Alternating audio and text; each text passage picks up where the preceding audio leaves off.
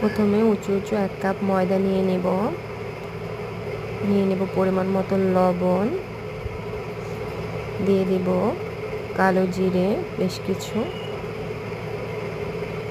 তেলের পরিমাণটা বেশি লাগবে যেহেতু আমরা সিঙ্গারার জন্য ময়ান তৈরি করতেছি, এখানে তেলের পরিমাণটা একটু বেশি লাগে।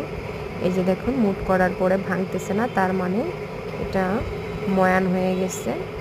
এখন আমি স্বাভাবিক তাপমাত্রার ঠান্ডা জল দিয়ে অল্প অল্প করে এটা মিক্সড করে একটা ময়ান তৈরি করে নিব।